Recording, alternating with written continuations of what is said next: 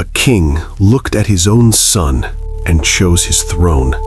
He placed that boy on an altar and set him on fire. Himself. This is not a myth, nor is it a legend. It is one of the most disturbing scenes in the entire Bible. At that time, Moab had already been pushed to the edge of destruction.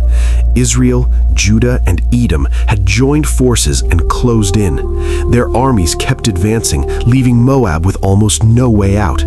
Outside the city were masses of enemy troops. Inside the city was a growing wave of panic. One line of defense after another was torn apart, and section after section of the wall was breached.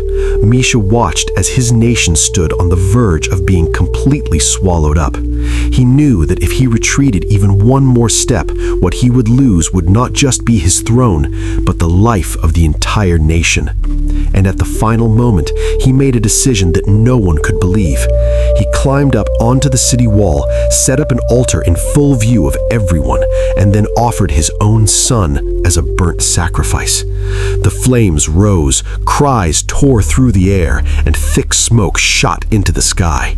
That was no longer ordinary cruelty. It was a man so desperate to win that he was willing to destroy with his own hands the very thing he should have protected most. And then the Bible says something shocking after that.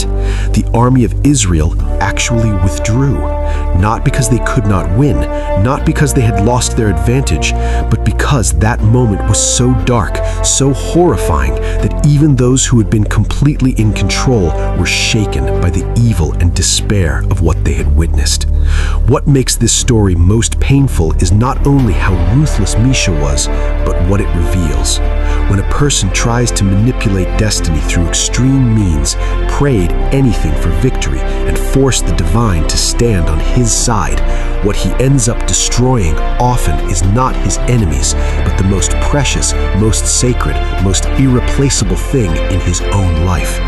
So what is truly terrifying is not just war itself, but the moment the darkest side of human nature is fully exposed. And once a person loses all reverence, what he destroys in the end is often not others, but the thing most precious to himself. If you feel the same way, write in the comments, "Sacred things must never be used as bargaining chips," and share this video so more people can see and understand some victories are already losses from the very beginning.